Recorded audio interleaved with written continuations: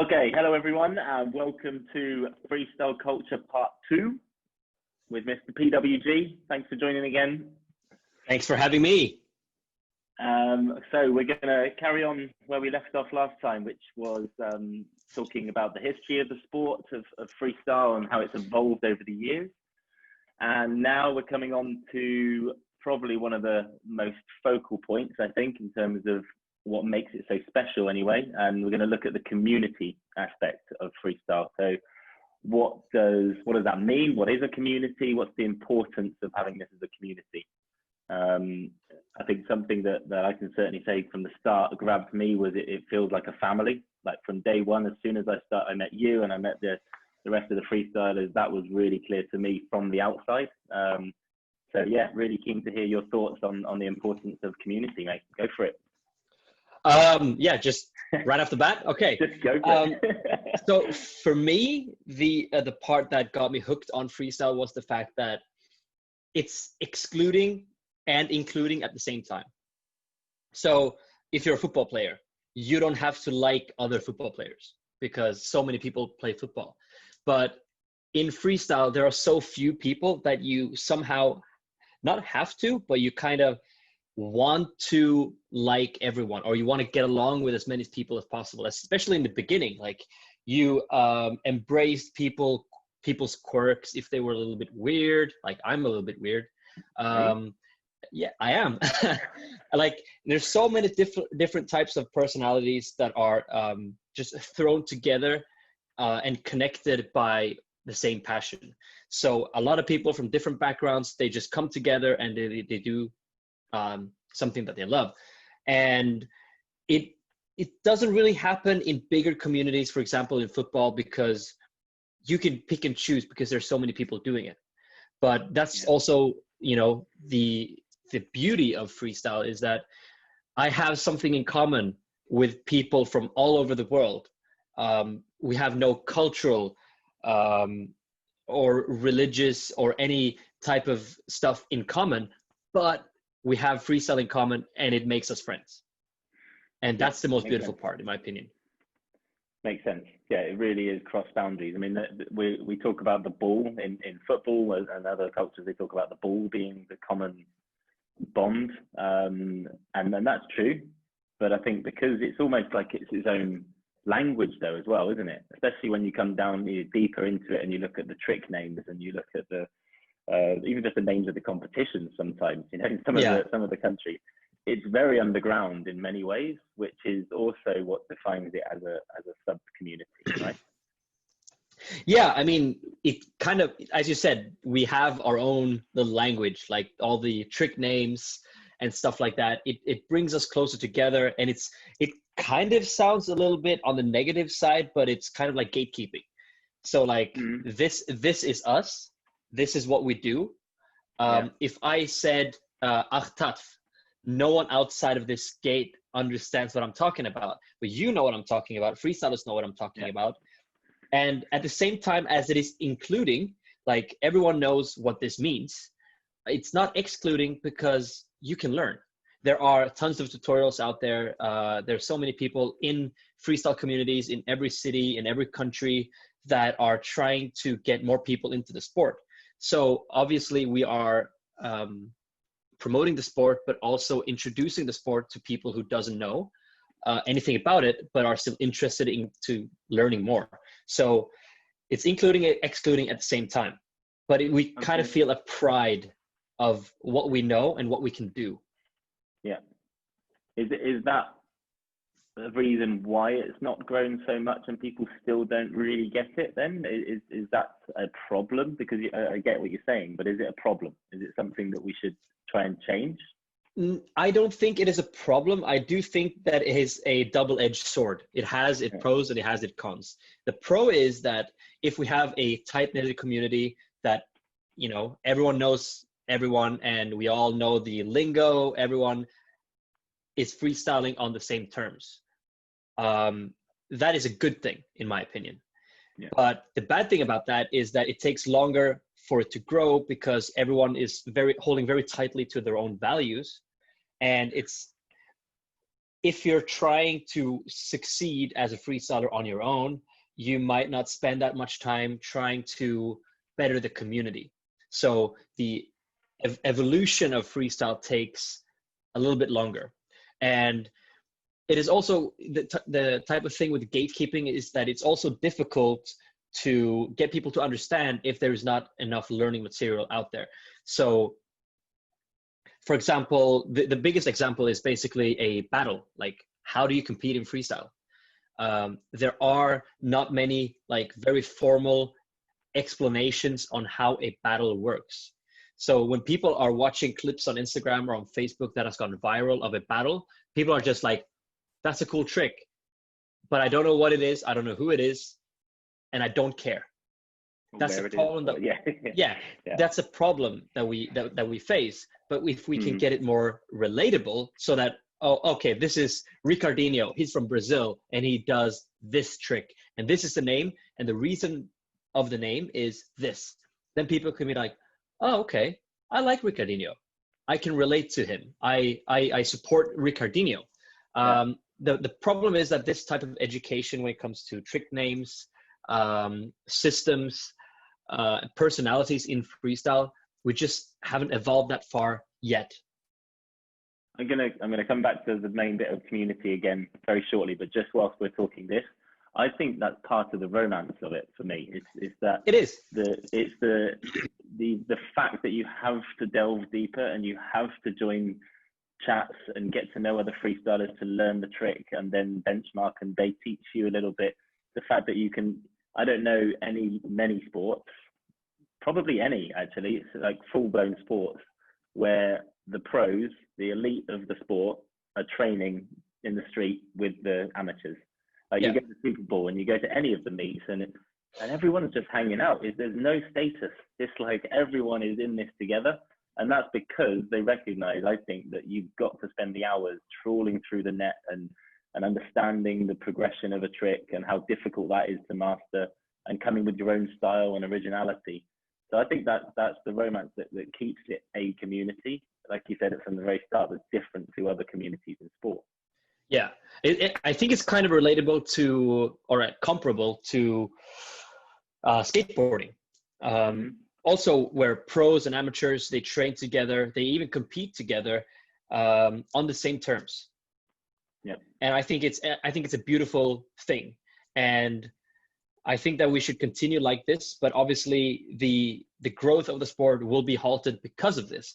But you know, I do my part by doing tutorials. I have our own little community here in Malmö, Sweden. We're about 10 people. We meet up 3 times a week. We train, and we try to get more people involved. We do. I'm starting to do tutorials in Swedish to get more people involved as well. You know, and I think that as a community, every freestyler should have, or should know that they have a responsibility of their own to teach and educate without getting something back, you know, because I remember when I started, you know, with freestylers that were on the same level as me, but I messaged people that were way better than me back in the days every day asking for help, and they helped me. Yeah. But they didn't get anything in return. They didn't get any money, no sponsorships, no nothing. And I think that it should be the same now, that you should teach without, like, obviously we want freestylers to earn money by teaching, but if you're, you know, teaching your experiences and tricks on your own progression and on your own accord, you shouldn't be expecting any payment. Just do it because you want the community to evolve. Yeah, I agree. I think that's a great message for the community members watching. Okay, I'm going to give you a bit of time to think whilst I give my example here on try and think of some of the best examples that represent the word community for you. So from your experiences, where has that word really meant the most to you? So I'll come back to you. One thing that stood out to me in the last few years, doing more and more in Asia, is looking at I think the different cultures. First of all, is to understand how every country has a different style, which is amazing in itself. But when they come together, how they interact. So the Japanese culture definitely stands out for sure. Southeast Asia has its own little bubble of really supporting one another and doing meetups together. But you just see people, like when I go to the event, and I mean, everyone from the WFFA outwards, you know, everyone's doing everything anyway. So everyone's in the community, but people are just you know, offering the most basic things maybe in everyday life, like, you know, to go and get someone some food or to help them carry their bags. But, you know, there's no prejudice. It really is that community that exists. It's like almost rolling back the years of what I guess football used to be when the gentlemen used to play back in the 1920s and 30s. That's the kind of in my mind what it must have been like. So yeah, for me that stands out. Asia has just grabbed it by the scruff of the neck, and they really embrace everyone. I think in Europe we've got a lot of luxuries, and you know, there's more opportunities for freestylers, so therefore there's a bit more ego maybe involved in some places. There's money involved, which obviously changes some people. But still, when you get live events, I don't think there's anything that can replace that. Yeah, I just when you asked that question, I had one country in mind, and it just stands out, in my opinion, from any other country in the world when it comes to community, and it's Denmark. Yeah. Denmark is a very, very specific, very special country, because there are quite a lot of freestylers that are not, you know, aiming for, you know, the highest heights. They're freestyling because they think it's fun. They have heaps of competitions. They have their own league with a point system. They have a rookie league. They have workshops. They do performances all year round, all over Denmark. Freestyle is so well known in Denmark. But the cool thing is that, you know, they have so many competition, like so many meetups. Like they have, for example, weekly trainings in Game in Copenhagen. They have weekly trainings in Fredericia. Weekly trainings there. They have weekly trainings in Aarhus. In every different part of the country, they have weekly trainings in a specific hall, I would say, that is governed by I think it's funded by the government, which is really cool. So they have that specific time. But when they meet, it's always like the old dogs have been teaching the younger generation how to do specific tricks, right? Yeah. But then that generation is teaching the next generation. And that generation has been taught to teach the next generation. So even if you remove like one generation that is not, you know, oh, I can't do this performance because I'm away. Well, send it down to this generation, and they will do the workshop or the performance, or carry the responsibility of teaching, you know, the younger freestylers to do, you know, the freestyle stuff, even just a community. And I like the fact that you can hang out at a freestyle meeting.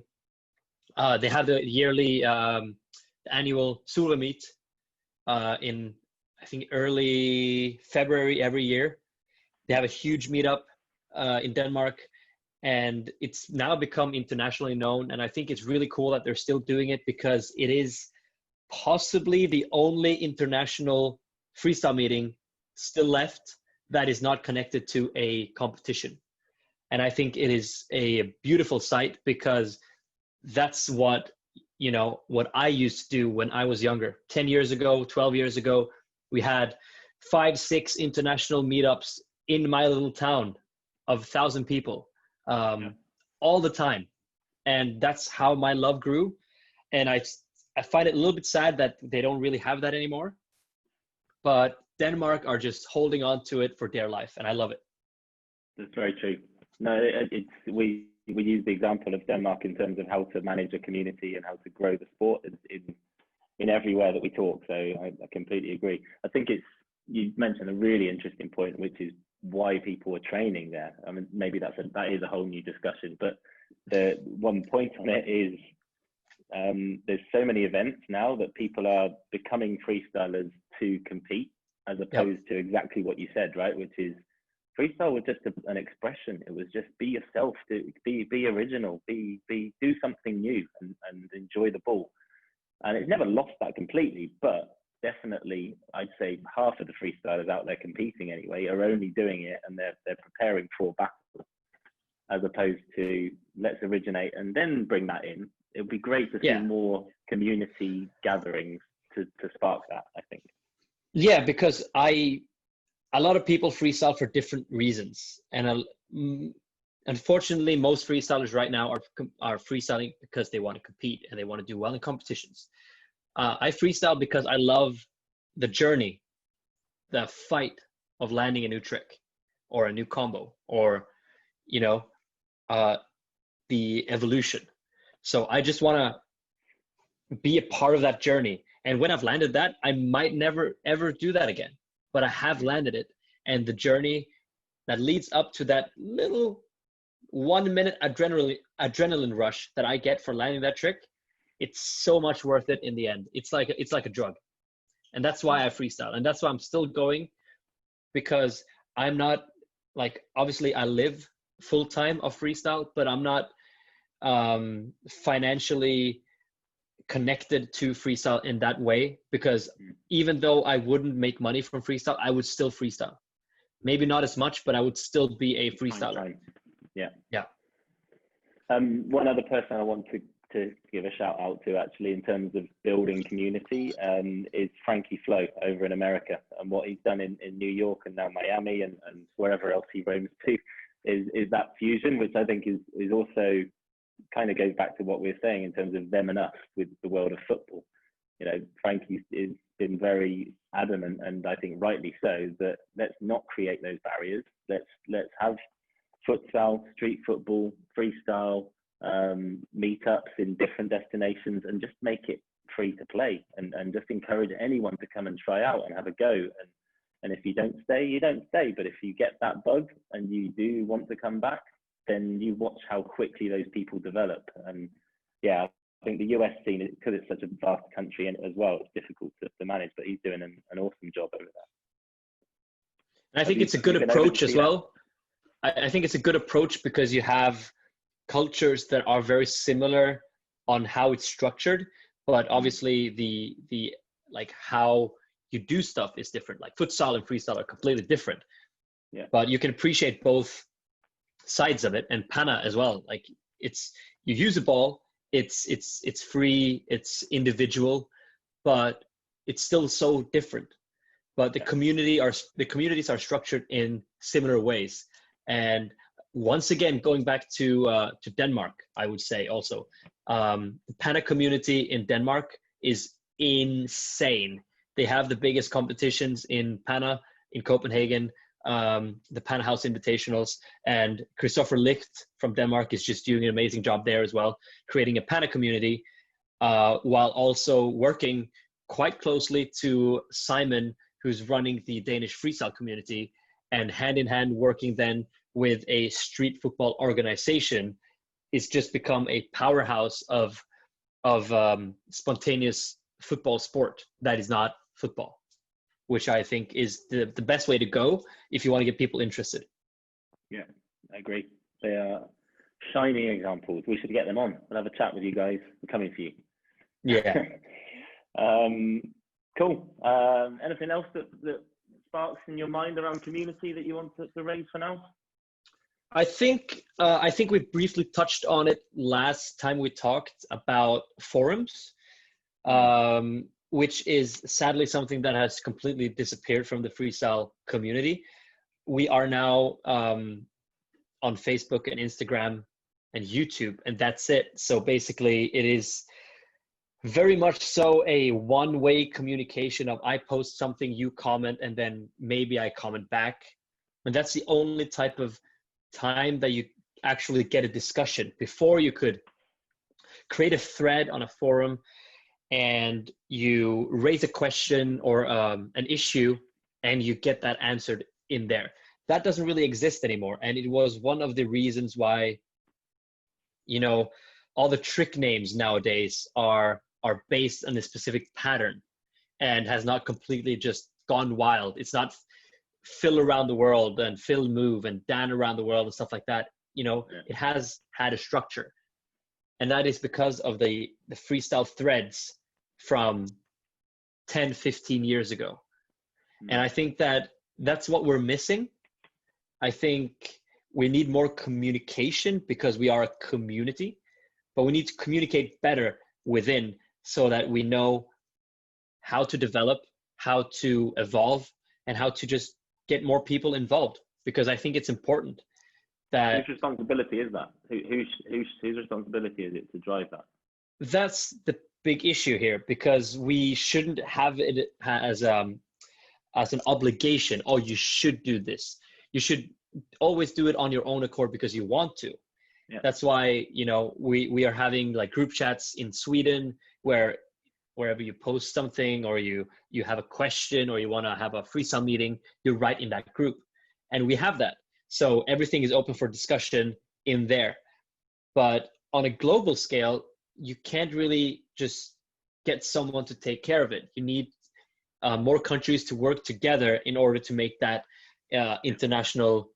There must be a trigger, because it happened with the Beyond Football forums. You know, someone set up that originally. Someone did that, and I think that's one thing that frustrates me, to be honest, is that I think there's been a level of expectation, which is just in general society anyway. Like, everyone now finishes school and they expect a job and they expect things to just come to them. They don't want to train, they don't want to work hard, and that's just a generational thing. But you know, the expectation upon the association to be the ones to do everything, I think when we don't have any funding and support and you know, to anyone working full time, I think is wrong. And that is frustrating to see when you then see people like yourself and the people we're mentioning in Denmark, Frankie and others, who are just grafting, you know, and doing their thing.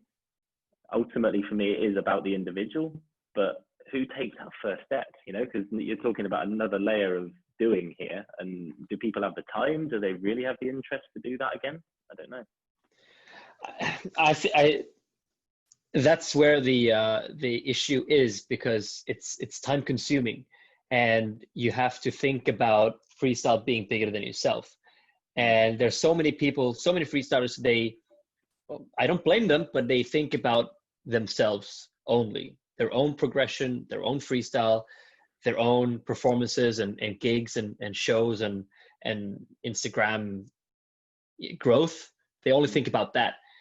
So what they don't think about is that who helped me get into this.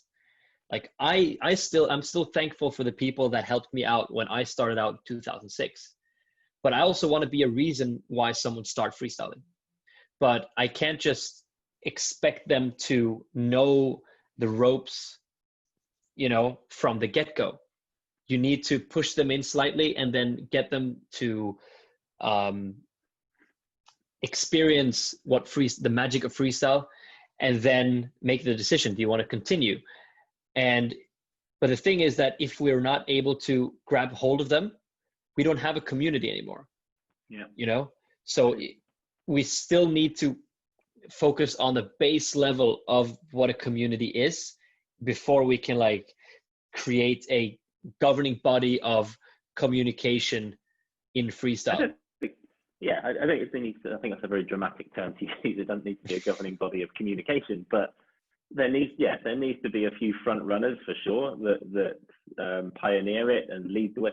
You know, look at what you're doing with For Evolution now, what Tobias has done and continues to do with For Freestyle, what Steve is doing with Swirl so that's coming from a brand communication sort of thing to try and support the community.